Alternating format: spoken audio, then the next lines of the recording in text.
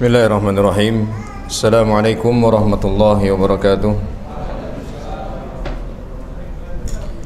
Alhamdulillahi rabbil alamin.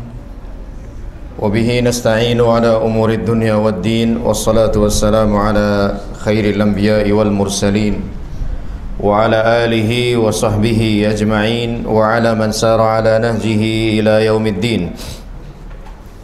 Allahumma allimna ma yanfa'una wanfa'na bima 'allamtana wa zidna ilman ya rabbal alamin.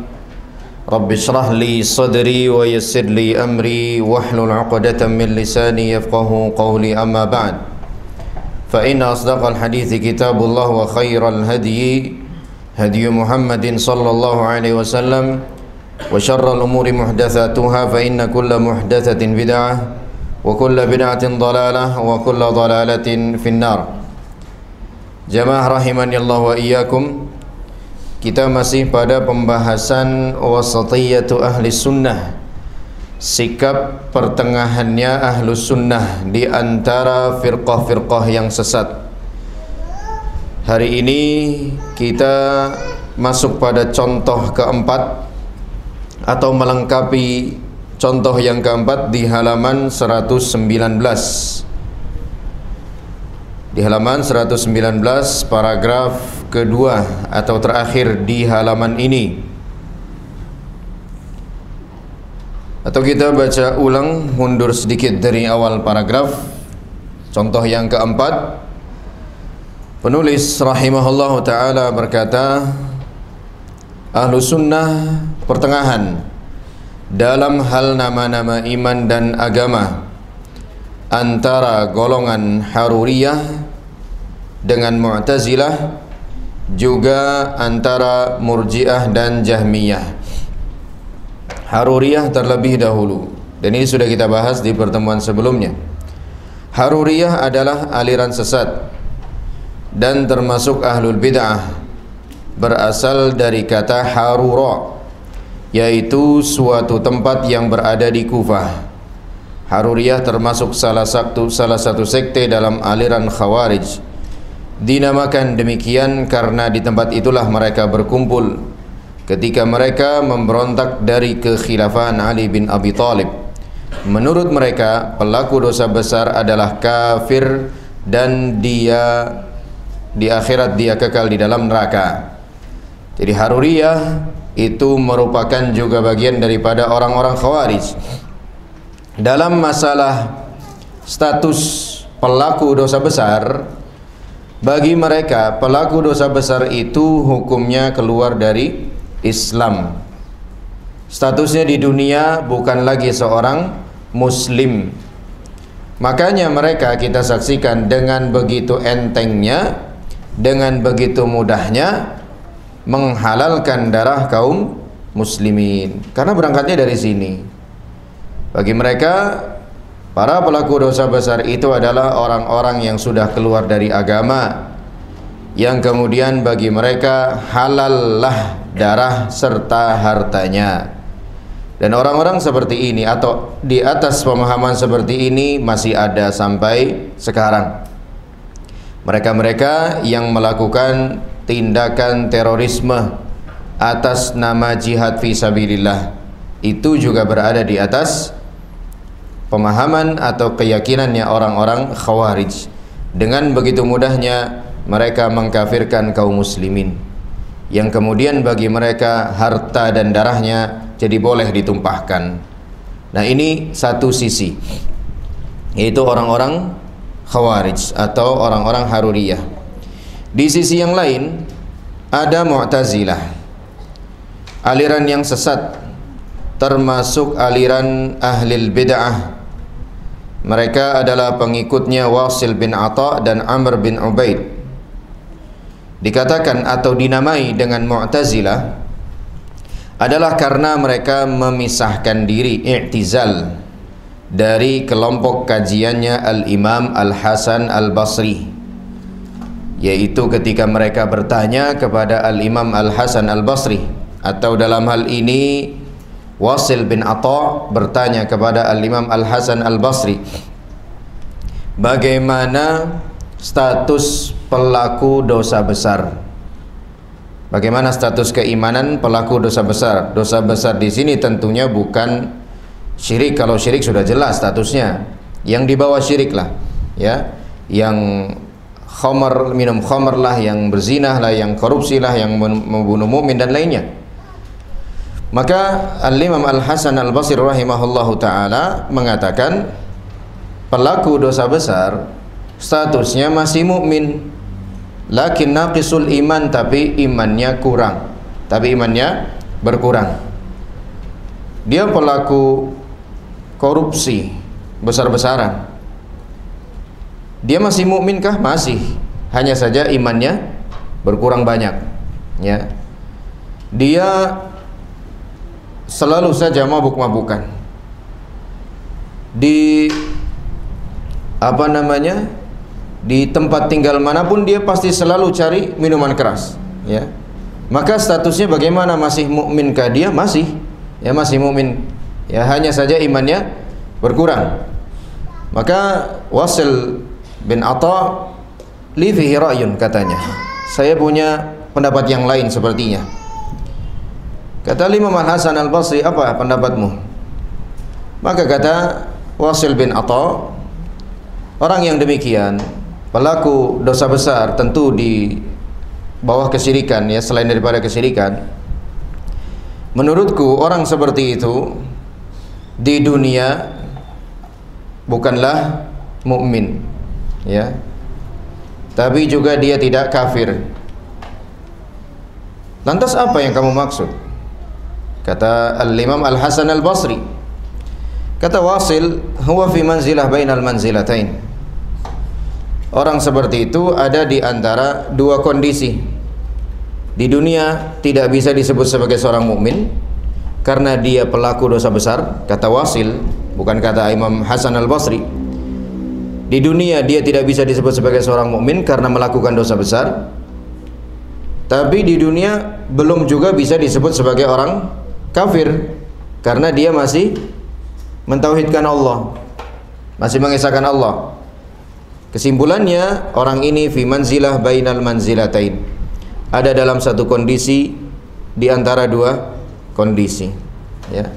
Tentu keyakinan ini merupakan keyakinan yang batil, keyakinan yang menyimpang daripada nas-nas syariat Allah Subhanahu wa taala, di mana di dalam banyak ayatnya Allah Subhanahu wa taala membagi manusia cuma menjadi dua golongan saja.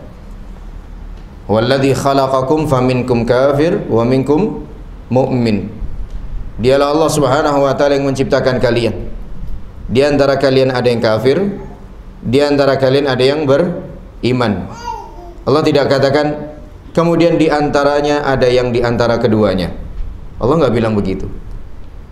Status manusia itu ya cuma dua itu. Kalau nggak mukmin, ya kafir. Munafik bagaimana? Munafik ya kafir, jelas. Ya, termasuk orang-orang kafir. Karena nifaq atau munafik itu sendiri definisinya adalah izharul iman wa ibtanul kufri, menampakkan keimanan dan menyembunyikan kekufuran. Dia aslinya orang kafir, cuma pura-pura. Maka keyakinan Wasil bin Atha ini merupakan keyakinan yang menyesatkan. Dan Mu'tazilah, ya, termasuk yang menyebarkan paham Al-Qur'an adalah makhluk, bukan kalamullah, ya, bukan kalamullah. Dan ini pun tidak kalah menyesatkan. Pertama, karena Allah Subhanahu wa taala, kenapa dikatakan pemahaman yang menyesatkan? Karena Allah Subhanahu wa taala memfirmankan ala lahul khalqu wal amru. Ingatlah bahwa hak menciptakan dan memerintahkan, memutuskan, itu adalah miliknya Allah Subhanahu wa taala. Mencipta dan memutuskan, menentukan. Dan di dalam ayat yang lain Allah Subhanahu wa taala mengatakan innama amruna idza aradna syai'an an naqul innama amruhu idza arada syai'an an yaqula lahu kun fayakun. Sesungguhnya keputusan kami itu, amr kami itu, kata Allah, jika kami menghendaki suatu hal kami tinggal mengatakan jadilah, maka jadi. Jadilah ini, jadilah itu Ucapan atau bukan ucapan? Ucapan. Seandainya jadilah yang merupakan ucapan dikatakan sebagai makhluk, berarti makhluk menciptakan makhluk, dan ini menyimpang jauh. Tidak mungkin makhluk mencipta makhluk. Yang mencipta makhluk adalah Al-Khaliq. Nah, ulangi, Allah Subhanahu wa taala mengatakan, sesungguhnya keputusan kami itu, jika kami menghendaki suatu hal, kami tinggal mengucapkan, mengatakan jadilah, maka jadi. Ucapan jadilah, jadilah, begitu. Itu ucapan atau bukan ucapan? Ucapan. Firman Allah. Kalaulah firman Allah dikatakan sebagai makhluk, konsekuensinya apa? Berarti makhluk menciptakan makhluk, dan ini tidak mungkin. Ya, berarti makhluk menciptakan makhluk. Yang benar yang menciptakan makhluk itu bukan makhluk tapi Allah. Makanya Allah mengatakan kun fayakun, dan firman Allah Subhanahu wa taala termasuk sifatnya Allah Subhanahu wa taala. Firman-Nya Allah Subhanahu wa taala termasuk sifatnya Allah Subhanahu wa taala, dan sifatnya Allah bukan makhluk. Dan sifatnya Allah bukan makhluk. Oleh karenanya kita boleh berlindung dari kejahatan suatu hal dengan sifat-sifatnya Allah Subhanahu wa taala. Misalnya doa yang diajarkan oleh Nabi sallallahu alaihi wasallam ketika kita singgah di suatu tempat. A'udzu bikalimatillahi tammati min syarri ma khalaq. Aku berlindung dengan kalimat-kalimat Allah, dengan firman-firman Allah Subhanahu wa taala dari kejahatan semua makhluknya, entah yang terlihat entah yang tidak terlihat. Yang menjadi syahid daripada doa ini adalah aku berlindung dengan kalimat-kalimat Allah. Seandainya kalimat-kalimat Allah, seandainya ucapan-ucapan Allah adalah makhluk, berarti Nabi sallallahu alaihi wasallam telah meminta perlindungan kepada makhluk, dan itu kan nggak boleh. Ya, minta perlindungan itu hanya kepada Allah Subhanahu wa taala dalam hal-hal yang memang hanya mampu dilakukan oleh Allah saja. Itu yang kedua. Kalau Al-Quran atau firman Allah Subhanahu wa taala dikatakan sebagai makhluk, berarti Nabi SAW dalam doa yang beliau ajarkan kepada kita tadi telah atau sedang berlindung kepada makhluk, dan itu nggak mungkin dilakukan oleh Nabi SAW. Dan perkara ketiga yang menjelaskan bahwa keyakinan orang-orang Mu'tazilah bahwa Al-Quran adalah makhluk merupakan keyakinan yang sesat. Jikalau keyakinan seperti ini diterima, kemudian diyakini oleh kaum muslimin kebenarannya, maka akan membuka peluang diyakininya sifat-sifat Allah yang lain sebagai makhluk juga. Ketika kalamnya Allah sudah berhasil diyakinkan bahwa kalamnya itu adalah makhluk, tahapan berikutnya nanti akan ada yang berkata pendengarannya Allah adalah makhluk, nanti akan ada yang berkata penglihatannya Allah adalah makhluk, dan sah-sah saja. Nanti akan ada yang berkata bahwasannya kekuasaannya Allah adalah makhluk, ada yang berkata lagi bahwasannya istiwanya Allah adalah makhluk, dan lain sebagainya. Semua sifat-sifat Allah itu akhirnya diyakini sebagai makhluk, dan ujung-ujungnya Allah jadi nggak punya sifat. Dan itu juga kekeliruan yang tidak kalah fatalnya. Maka sebagai seorang Ahlussunnah kita meyakini bahwa kalamullah, bahwa Al-Quran adalah kalamullah, dan kalamullah termasuk sifat Allah Subhanahu wa taala, bukan makhluk. Ya, nanti kalau agak sedikit kebingungan memahami runtutan atau urut-urutan penjelasan tadi bisa disaksikan di tayangan ulangnya. Memang agak sedikit rumit ya, tapi ini penting bagi kita untuk kita pahami bahwa keyakinan atau meyakini Al-Quran adalah makhluk merupakan keyakinan yang batil lagi menyesatkan. Kemudian beliau rahimahullahu ta'ala ya mengatakan, itu tadi ketika Al-Imam Al-Hasan Al-Basri mengatakan orang yang melakukan dosa besar bagi kami itu masih beriman, hanya saja imannya kurang. Kemudian Wasil bin Atha pun memiliki keyakinan yang lain ya. Dia katakan itu tadi di satu di antara dua status atau kondisi, tidak disebut sebagai mukmin, tidak juga disebut sebagai kafir si pelaku dosa besar ini. Kemudian dia pun i'tizal dari majelisnya Al-Hasan Al-Basri. I'tizal itu artinya meninggalkan, menyingkir, ya, mengasingkan diri. Nah, dari situlah dia dan orang-orang yang mengikutinya disebut sebagai Mu'tazilah, ya, dari kata i'tazala ya'tazilu mu'tazil. Mu'tazil itu adalah bentuk kata pelaku dari kata kerja i'tazalah yang artinya memisahkan diri. Atau karena mereka mengisolir diri dari pandangan sebagian umat Islam ketika itu dalam hal pelaku dosa besar. Karena menurut Wasil bin Atha, pelaku dosa besar berada dalam status antara iman dan kafir. Tidak dikatakan beriman karena dia melakukan dosa besar, ini menurut si Wasil. Tidak pula dikatakan kafir karena dia masih mentauhidkan Allah Ta'ala. Maka agak membingungkan memang ini, ya, keyakinannya orang-orang Mu'tazilah yang dipimpin atau diimami oleh Wasil bin Atha, atau disebut dengan istilah manzilah bainal manzilatain, ya. Ini keyakinannya orang-orang Mu'tazilah terkait seorang muslim yang melakukan dosa besar, ya, seorang muslim yang melakukan dosa besar.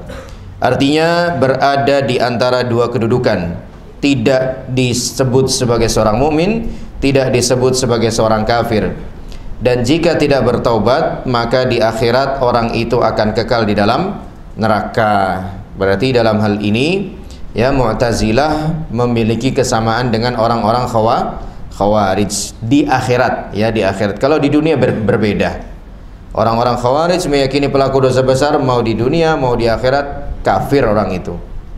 Tapi orang-orang Mu'tazilah agak merinci, walaupun rinciannya membingungkan. Di akhirat bagi mereka pelaku dosa besar hukumnya kafir dan kekal di neraka, sementara di dunia hukumnya fi manzilah bainal manzilatain. Adapun menurut Ahlus Sunnah wal Jamaah, pelaku dosa besar dari kaum muslimin masih tetap disebut mukmin karena imannya. Hanya saja ia itu fasik karena perbuatan dosa besarnya. Jadi imannya masih ada. Tidak serta-merta ketika melakukan perbuatan dosa besar langsung hilang total imannya, tidak sama sekali. Atau dikatakan mukmin yang kurang imannya, sedang urusannya di akhirat apabila belum bertaubat adalah terserah Allah. Terserah Allah artinya di bawah kehendak Allah. Jika Allah menghendaki, Allah akan menghukumnya sesuai dengan keadilannya. Dan jika Allah menghendaki, Allah akan mengampuninya dengan rahmatnya. Nah, jadi ini akidahnya Ahlussunnah wal Jamaah terkait hukum pelaku dosa besar. Hukum pelaku dosa besar di dunia statusnya masih mukmin. Statusnya masih mukmin, ya. Maka ketika dia meninggal dunia, boleh tidak kita sholati? Ya boleh. Boleh ya kita sholati.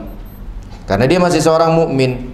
Dan di akhirat bagaimana statusnya? Di akhirat statusnya tahtal masyiah, di bawah kehendak Allah Subhanahu wa taala.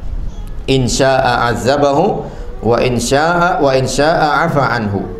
Kalau Allah menghendaki, Allah ampuni dia. Kalau Allah menghendaki, Allah akan hukum dia. Terus apa bedanya sama Mu'tazilah? Ya beda tetap. Hukuman yang akan Allah berikan bagi pelaku dosa besar dalam akidahnya Ahlussunnah wal Jamaah tidaklah bersifat kekal abadi, ya. Jadi kita klasifikasikan begini. Ada 3 pemahaman nih di sini nih.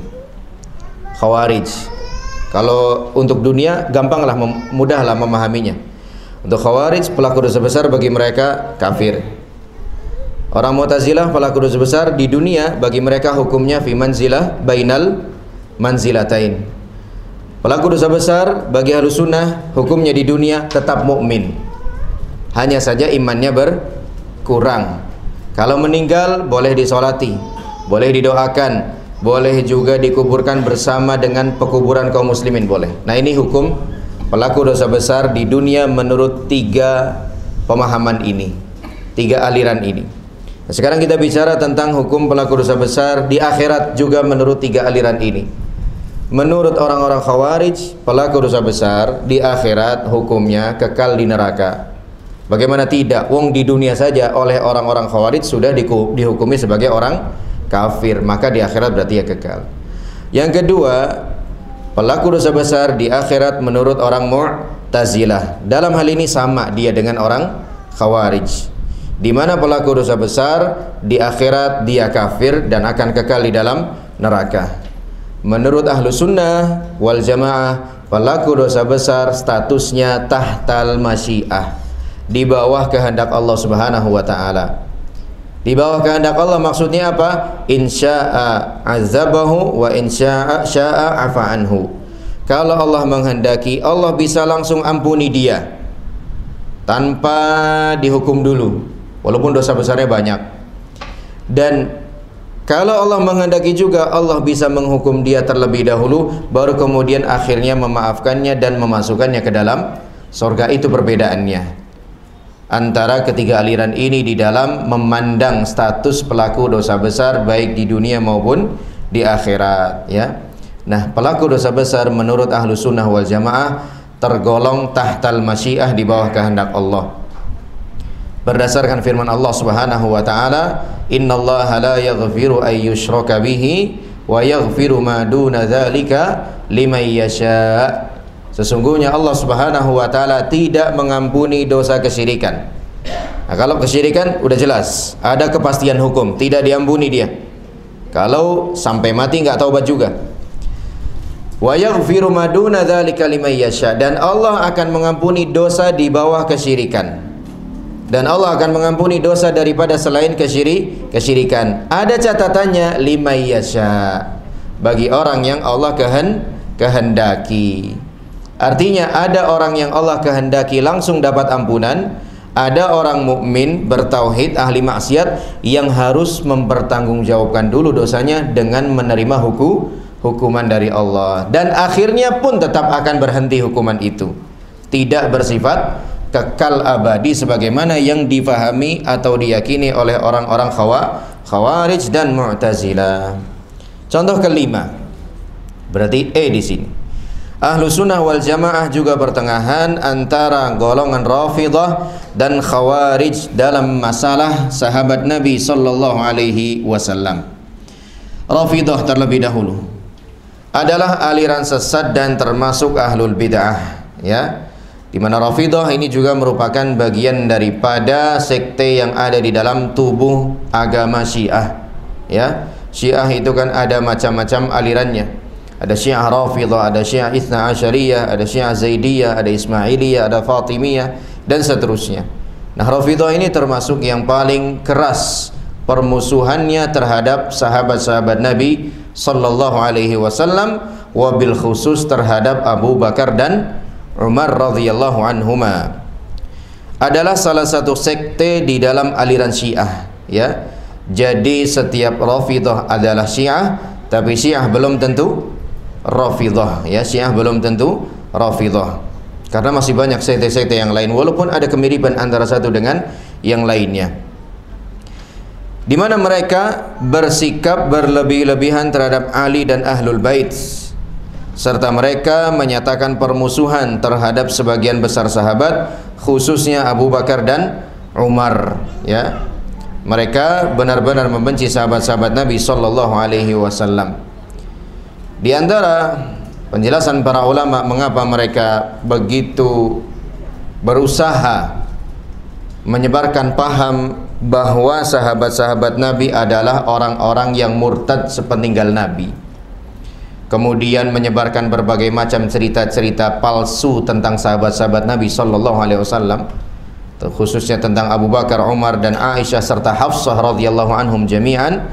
Itu karena sebenarnya yang mereka targetkan sesungguhnya bukan pribadi sahabat-sahabat itu, tapi yang mereka targetkan sesungguhnya adalah syariat Islam yang murni yang dibawa oleh para sahabat Nabi itu. Jadi begini, kita tahu bahwasanya orang-orang Syiah Rafidhah ini punya akidah sendiri. Mereka punya kitab induk sendiri, mereka punya hadis-hadis sendiri, punya keyakinan sendiri, punya cara beragama sendiri. Di mana cara-cara beragama mereka ini banyak sekali yang bertentangan dengan hadis-hadis yang diriwayatkan oleh para sahabat Nabi SAW, ya. Nah, mereka bagaimana caranya agar keyakinan dan ajaran mereka ini diterima oleh kaum muslimin, di mana jelas-jelas ajaran mereka bertentangan dengan hadis-hadis yang dibawa oleh para sahabat. Maka tidak mungkin mereka langsung mengatakan kepada kaum muslimin, menyampaikan kepada kaum muslimin, tinggalkan hadis-hadis itu yang dibawa oleh Abu Bakar, hadis yang dibawakan oleh Umar, hadis yang dibawakan oleh Abu Hurairah, hadis yang dibawakan oleh Aisyah, tinggalkan semua hadis itu. Mereka nggak mungkin langsung mengatakan begitu, ya, karena pasti akan ditolak mentah-mentah oleh kaum muslimin.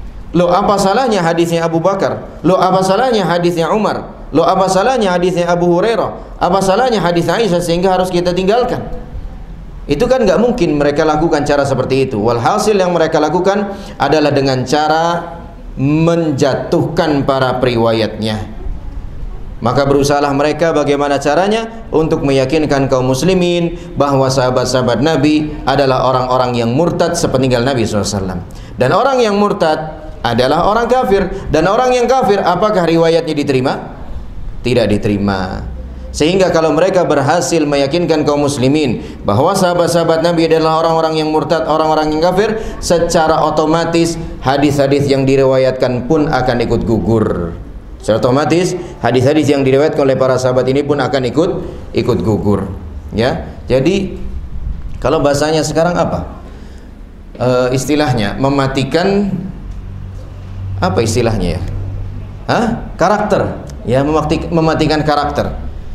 Jadi yang diincar sesungguhnya bukan pribadi sahabatnya saja, tapi hadis-hadis, riwayat-riwayat yang dibawakan oleh para sahabat tadi, di mana pasti riwayat-riwayat yang sahihah ini bertentangan dengan akidahnya mereka, berbenturan dengan akidahnya mereka, dan mereka nggak mungkin langsung dengan lantang mengatakan kepada kaum muslimin, tinggalkanlah hadis-hadis yang dibawakan oleh Abu Hurairah, tinggalkanlah hadis-hadis yang dibawakan oleh Aisyah radhiyallahu taala. Enggak mungkin mereka berkata begitu, karena pasti akan ditolak mentah-mentah. Ya, maka mereka cari jalan lain. Di antara jalan yang mereka tempuh itu adalah mengkafirkan dan menyatakan murtadnya sahabat-sahabat Nabi sepeninggal wafatnya beliau sallallahu alaihi wasallam. Dan ketika kaum muslimin sudah berhasil diyakinkan bahwa sahabat-sahabat Nabi adalah orang-orang yang murtad, secara otomatis kaum muslimin gak akan percaya lagi dengan hadis yang diriwayatkan oleh sahabat-sahabat tersebut. Wah, hadisnya dibawakan Abu Hurairah, Abu Hurairah kan kafir murtad, gak jadi dibaca, gak jadi dipahami, gak jadi diyakini. Padahal Abu Hurairah meriwayatkan belasan ribu hadis. Begitu juga Aisyah radhiyallahu taala anha. Nah, itu diantara cara yang mereka lakukan, ya, ketika hendak menghancurkan Islam, dengan cara menjatuhkan kredibilitas para sahabat Nabi sallallahu alaihi wasallam. Makanya hati-hati kita terhadap orang yang merendahkan sahabat-sahabat Rasulullah sallallahu alaihi wasallam, karena boleh jadi sesungguhnya yang sedang ingin dia rendahkan bukanlah sahabatnya, akan tetapi hadis-hadis yang diriwayatkan oleh para sahabat Nabi tersebut. Makanya Imam Ahmad bin Hanbal rahimahullah ta'ala mengatakan, idza ra'aita rajulan yatakallamu fi ashabi Rasulillah sallallahu alaihi wasallam fattahimhu ala islami. Kalau kamu mendapati, menjumpai, melihat seseorang yang berbicara merendah-rendahkan sahabatnya Nabi sallallahu alaihi wasallam, curigai keislamannya. Orang Islam itu enggak kayak gitu. Ya, orang Islam itu menghormati, mengagungkan sahabat-sahabat Nabinya sallallahu alaihi wasallam. Mereka disebut Rafidhah karena mereka menolak untuk membantu serta mendukung Zaid bin Ali bin Husain bin Ali bin Abi Thalib pada masa kepemimpinan Hisham bin Abdul Malik. Sebabnya, ini dia sebabnya. Karena mereka meminta kepada Zaid supaya menyatakan ketidakberpihakannya terhadap Abu Bakar dan Umar. Ya, bahkan mereka bertanya, bagaimana menurutmu tentang Abu Bakar dan Umar? Orang-orang ini pengennya Zaid bin Ali bin Abi Thalib, Zaid bin Ali bin Husain bin Ali bin Abi Thalib ini menjelek-jelekan Abu Bakar dan Umar. Tapi ternyata Zaid bin Husain bin Ali bin Abi Thalib ini, ya, justru malah memuji-muji Abu Bakar dan Umar dan mengatakan huma wazira jaddi.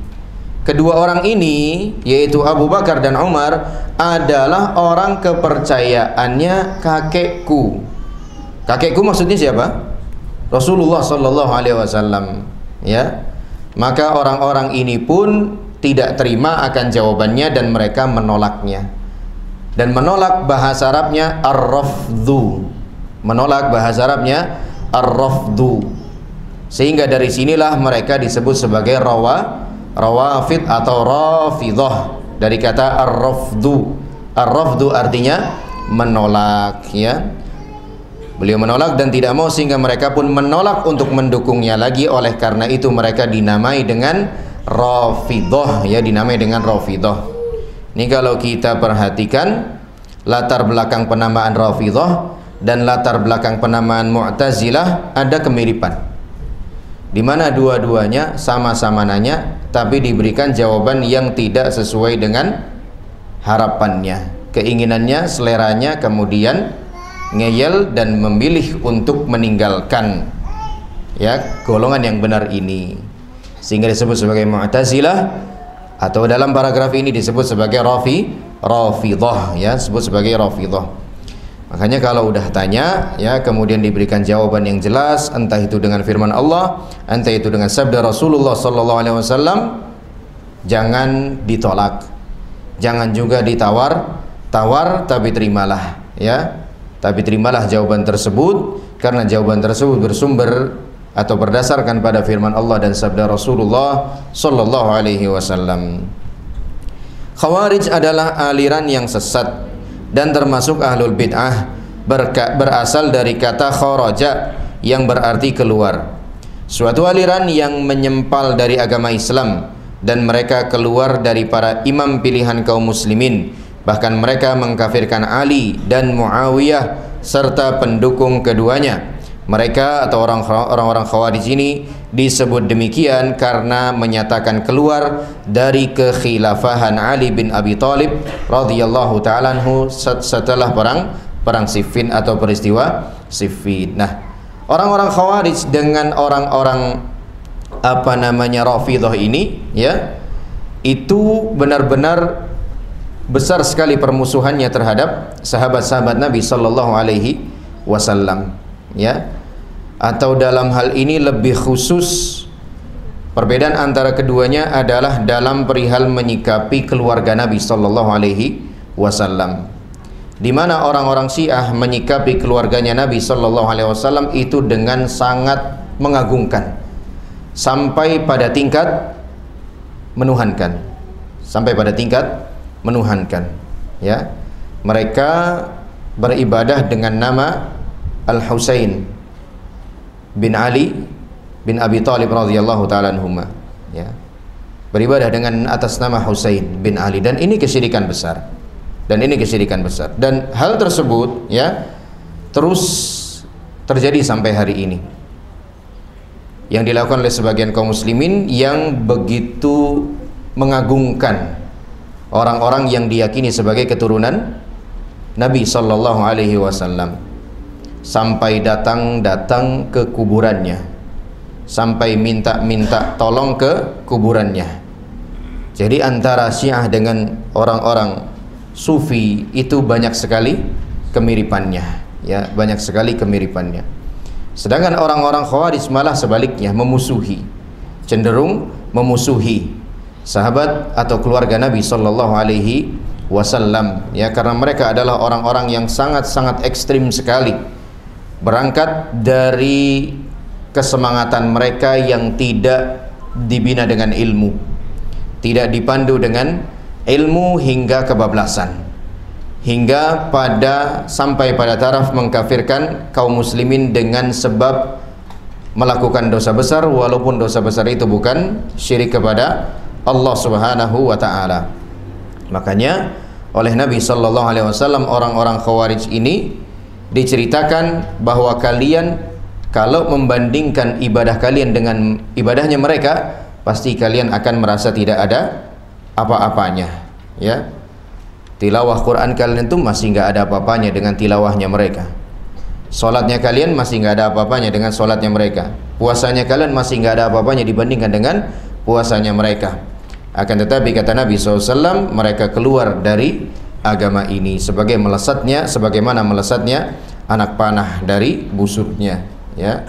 Tersebabkan berlebih-lebihannya mereka di dalam menyikapi para pelaku dosa besar, ya. Sekali lagi tidak dibimbing dengan ilmu, karena memang di masa kekhilafan Ali radhiyallahu ta'ala anhu, Abdullah bin Abbas radhiyallahu anhuma meminta izin kepada Ali selaku khalifah di saat itu untuk berdialog dengan orang-orang Khawarij di Harura tadi.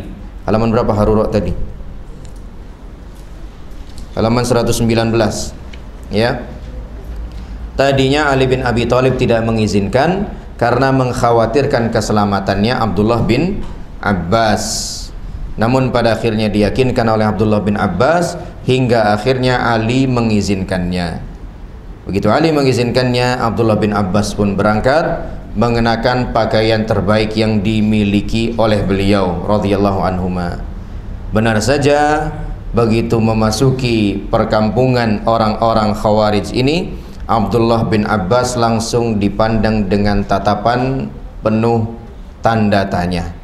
Seakan-akan bertanya, apakah seperti ini kondisi sahabatnya Nabi? Begitu mewahnya, begitu megahnya. Padahal Abdullah bin Abbas sengaja pakai baju yang bagus ke sana. Dan mendapati sikap mereka seperti itu, Abdullah bin Abbas pun menyadari bahwa mereka sudah termakan umpannya yang memang sengaja dari awal dipasang oleh Abdullah bin Abbas. Abdullah bin Abbas pun langsung membacakan firman Allah, Qul man harrama zinatallahi Qul man harrama zinatallahi allati akhraja li'ibadihi wa tayyibati minar rizq. Kalian mengapa memandangku dengan tatapan seperti itu? Ya, secara tidak langsung seakan beliau mengatakan, tidakkah kalian pernah membaca firman Allah yang artinya, katakanlah, siapakah gerangan orang yang berani mengharamkan perhiasan dan perkara-perkara baik yang Allah karuniakan sebagai rezeki bagi para hambanya.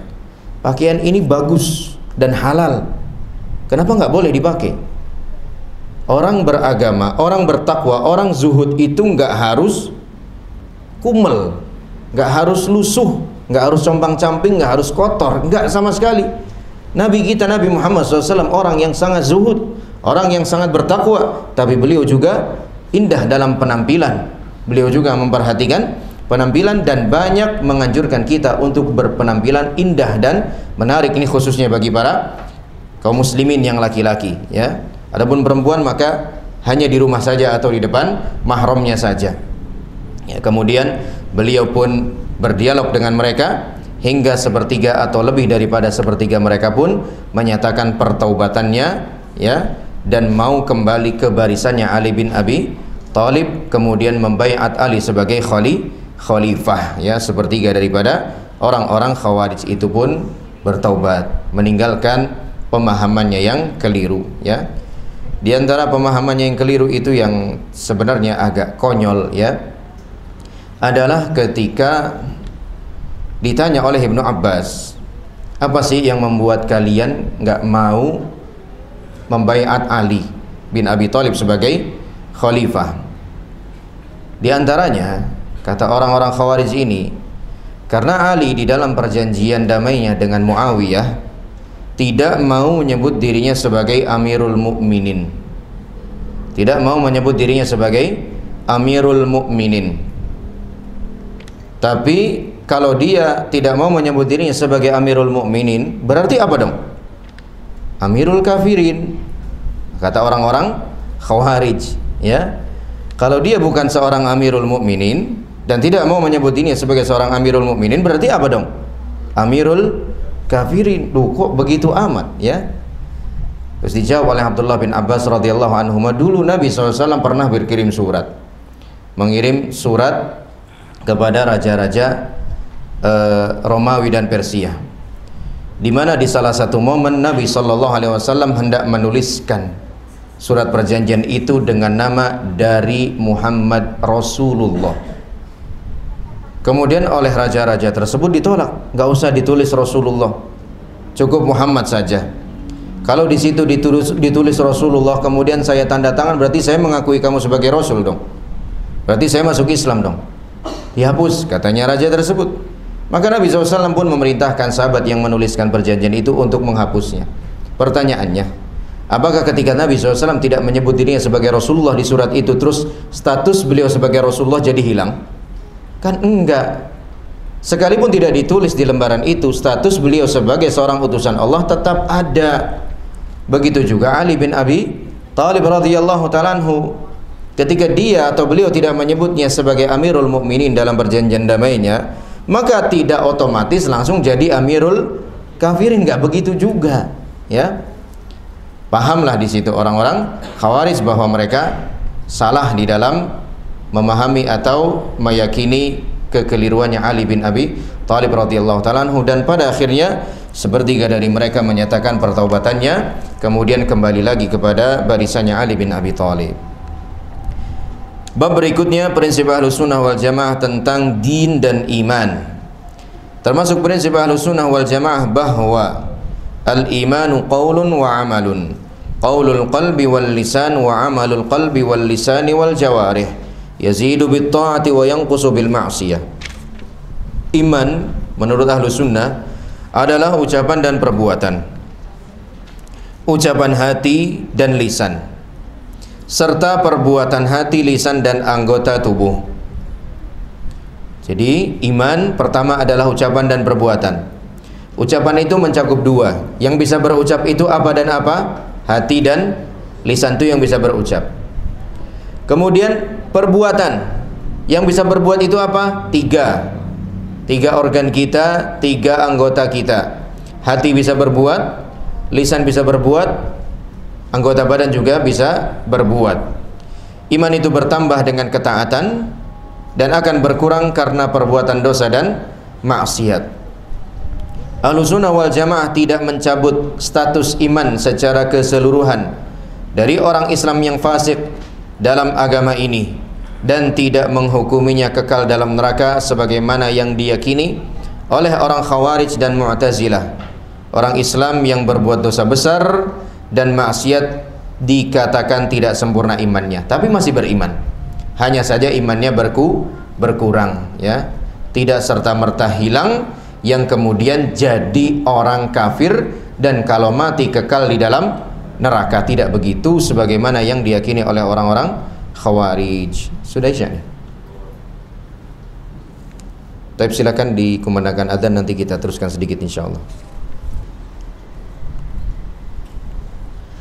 Tapi kita selesaikan sedikit lagi insyaallah.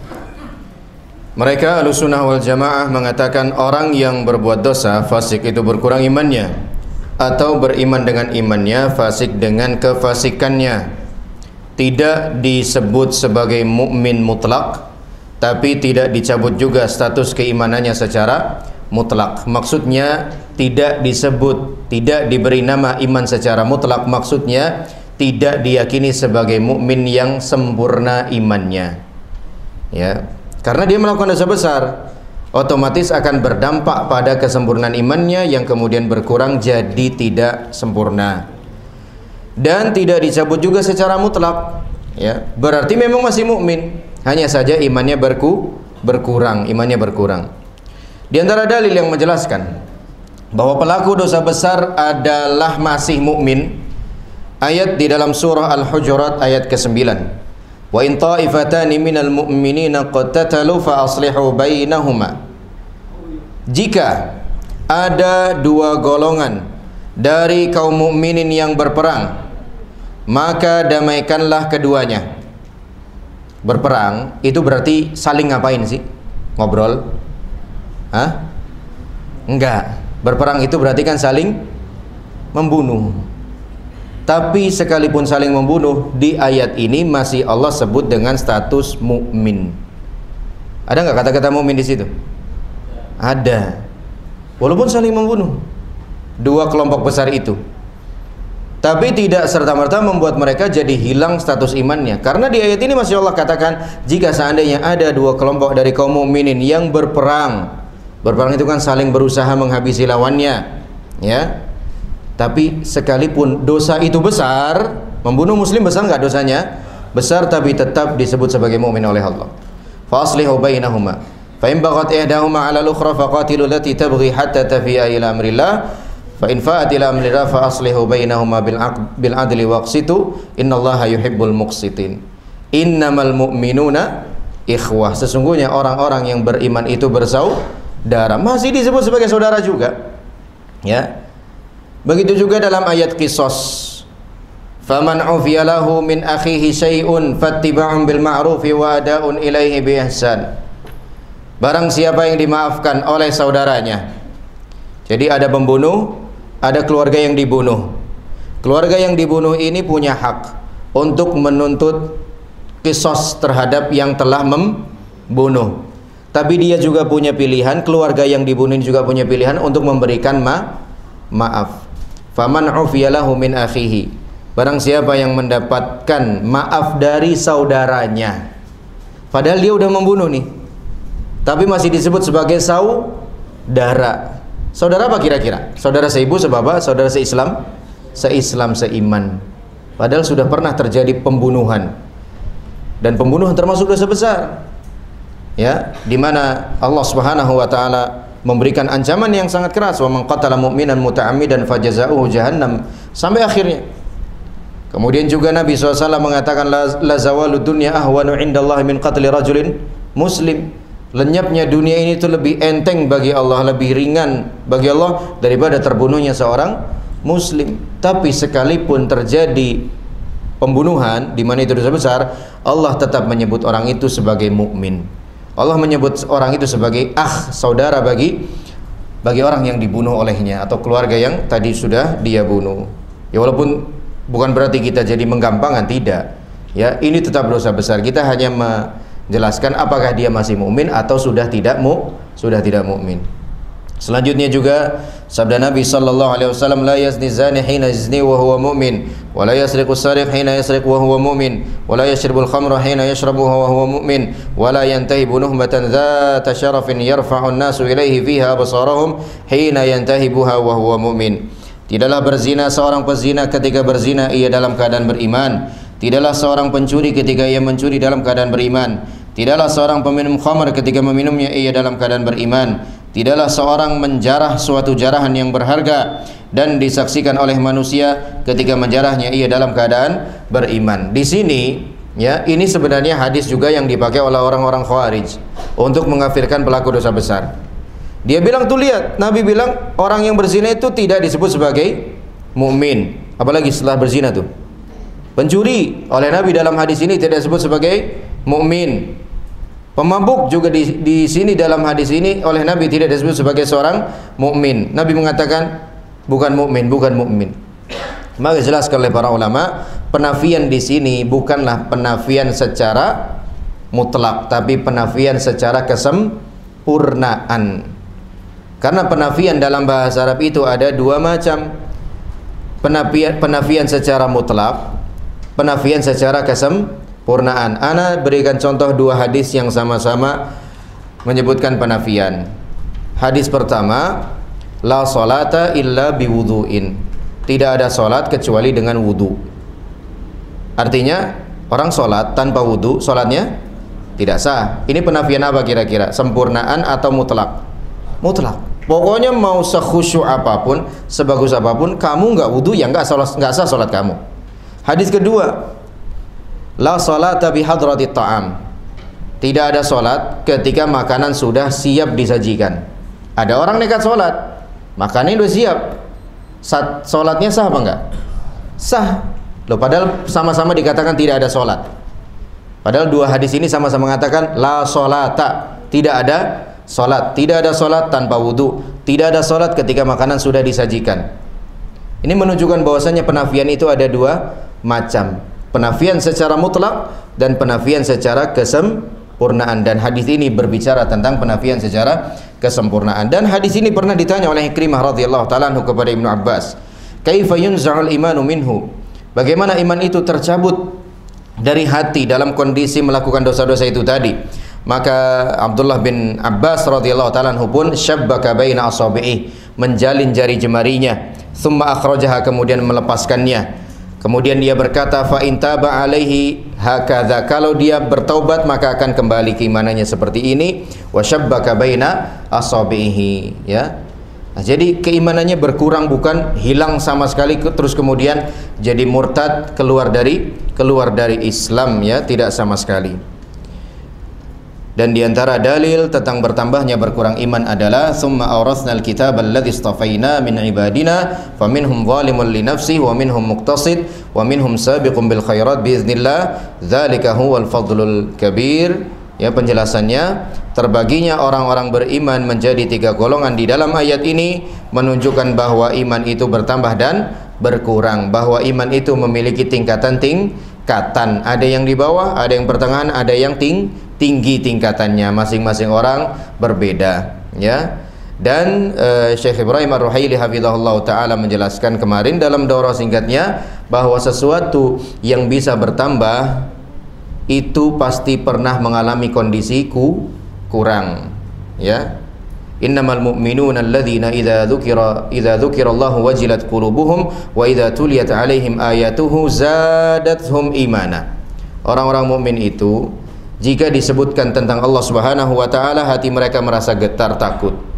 Dan ketika dibacakan firman-firman Allah Subhanahu wa taala, iman mereka bertambah. Nah, dalam ayat tersebut Allah katakan imannya bertambah. Berarti sebelum bertambah, iman itu pernah ada dalam kondisi kurang. Sesuatu yang bisa bertambah, dia pasti pernah berada dalam kondisi yang kurang. Dan sebenarnya banyak sekali ayat-ayat yang menjelaskan bahwasanya iman itu bisa bertambah dan berkurang. Juga iman itu memiliki keterkaitan yang sangat kuat dengan amal perbuatan kita, entah itu ketaatan, entah itu kemaksiatan. Wallahu alam bissawab.